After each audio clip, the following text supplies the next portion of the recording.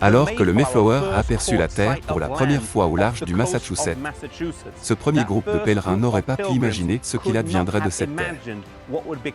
Alors qu'ils ne cherchaient qu'une place où ils pouvaient faire l'expérience de la liberté de culte.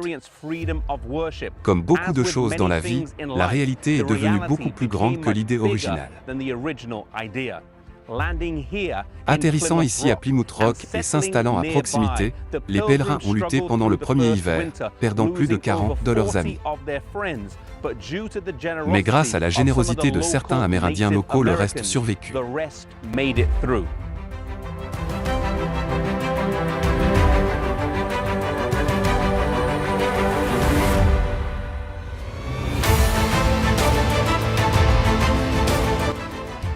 Au fur et à mesure que les années passaient et que de plus en plus de gens faisaient le voyage, des colonies furent fondées et la côte est devint de plus en plus peuplée jusqu'à ce qu'il y ait finalement 13 colonies. Lors de l'essor de ce qui était devenu les États-Unis d'Amérique, ces 13 colonies étaient sous la domination de la couronne britannique. Mais la tension s'accumulerait au fil des ans jusqu'à ce que la guerre éclate entre les colonies et la couronne. Les Britanniques furent vaincus et les colonies signèrent la déclaration d'indépendance. Ici à l'indépendance, au la Philadelphie en 1776, le 4 juillet. 4 jours plus tard, le 8 juillet, les cloches sonnaient à Philadelphie lors de la lecture de la déclaration. On pense que l'une des cloches qui a sonné était Liberty Bell, qui deviendra par la suite un symbole de liberté.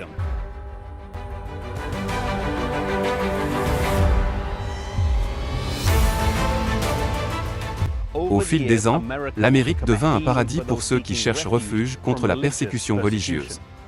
Bien que l'Europe occidentale ait traversé une réforme, dans de nombreux cas, le mouvement de réforme avait stagné.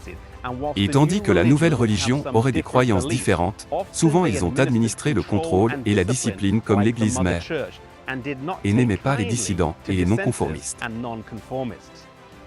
Certains venus cherchaient de nouvelles opportunités, et ce nouveau pays à l'intérieur inconnu s'avérait un terrain fertile.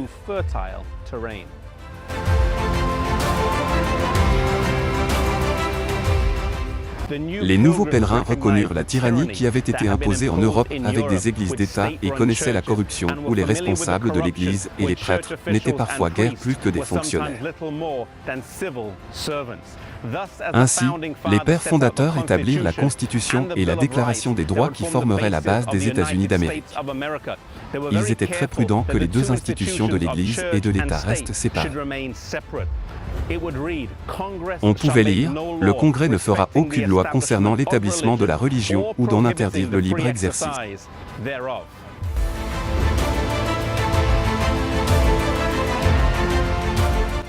L'Église ne serait pas redevable à l'État, et l'État ne pourrait pas agir dans l'intérêt particulier d'une Église particulière, mais traiter plutôt toutes les personnes de la même manière devant la loi. C'est Benjamin Franklin qui a dit « Quand la religion est bonne, je conçois qu'elle se soutienne ». Et donc en Amérique, ils ont cherché à avoir une religion qui ne dépendait pas du soutien de l'État. Et ainsi cela a encouragé plus d'une Église à se former. Il n'y avait pas et il n'y a pas d'Église nationale d'Amérique, une dénomination ou une religion officielle.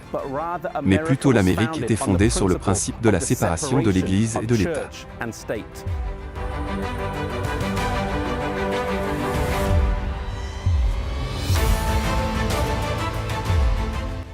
Ceci, plus que toute autre chose, est ce qui a contribué à faire la grandeur de l'Amérique, et a été la cause de son passé et de son présent prospère.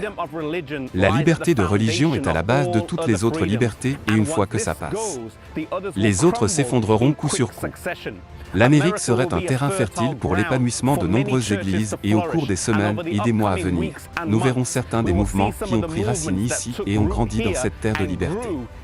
Restez avec nous sur les prochains épisodes, alors que nous poursuivons ce voyage et que nous explorons notre lignée.